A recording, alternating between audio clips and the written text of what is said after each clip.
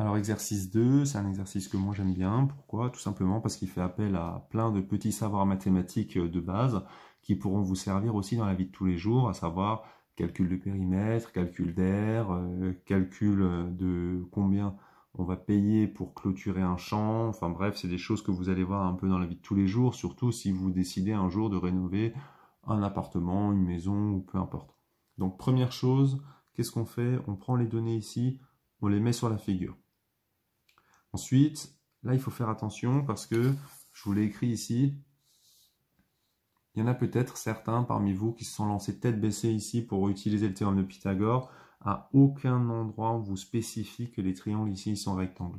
Donc, vous n'avez pas le droit d'utiliser le théorème de Pythagore. Je vous rappelle que pour utiliser le théorème de Pythagore, première chose, il faut que le triangle soit rectangle. Sinon, il n'y a pas de Pythagore. Par contre, qu'est-ce qu'on vous donne? On vous donne la valeur ici des périmètres. Donc on vous dit que le périmètre de ABC, lui, la longueur du contour, c'est 154. On vous donne BC, on vous donne AC. Donc naturellement, pour trouver AB, vous dites, bah, tiens, c'est ce qui manque pour aller jusqu'à 154.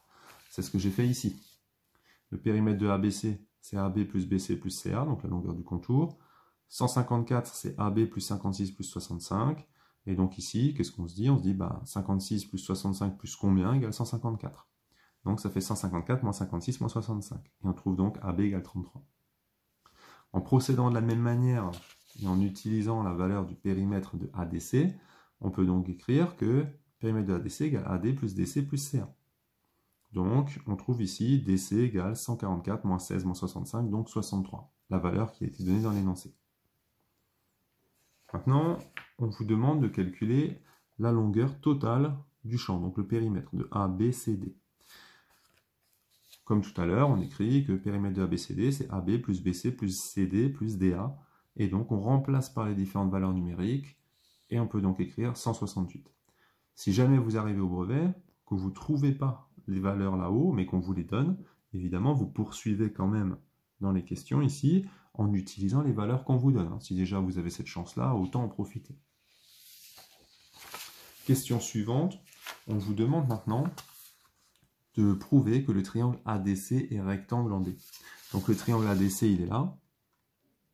On connaît les trois valeurs, on connaît donc 65, 16 et 63. Donc pour faire ça, on va utiliser évidemment la réciproque du théorème de Pythagore. Donc dans la réciproque du théorème de Pythagore, je vous rappelle que 1, on spécifie dans quel triangle on travaille, on dit qui est le plus grand côté. Pourquoi? Parce que c'est lui qu'on met tout seul, au carré. Donc je mets AC carré, c'est 65 carré. AD carré plus DC carré, je les mets ensemble, 16 carré plus 63 carré, ça fait 4225. On constate qu'on a bien AC carré égale AD carré plus DC carré. Et donc, naturellement, on peut écrire que d'après la réciproque du théorème de Pythagore, le triangle ADC est rectangle en D. Maintenant qu'il est rectangle en D, évidemment, vous auriez le droit d'utiliser tous les outils que vous connaissez. Vous pourriez utiliser par exemple Pythagore, alors ça c'est pas forcément nécessaire puisqu'on connaît déjà tout le monde, mais vous pourriez par exemple calculer les angles du triangle en utilisant la trigonométrie. Question suivante, on demande ici de calculer l'aire du champ. Alors la figure ici elle est un peu complexe quand on regarde, donc cette figure là elle est composée de deux triangles rectangles. Si jamais vous ne savez pas calculer l'aire d'un triangle, pas de difficulté. Un triangle rectangle, c'est un demi-rectangle. Donc par exemple là, on pourrait imaginer le rectangle là.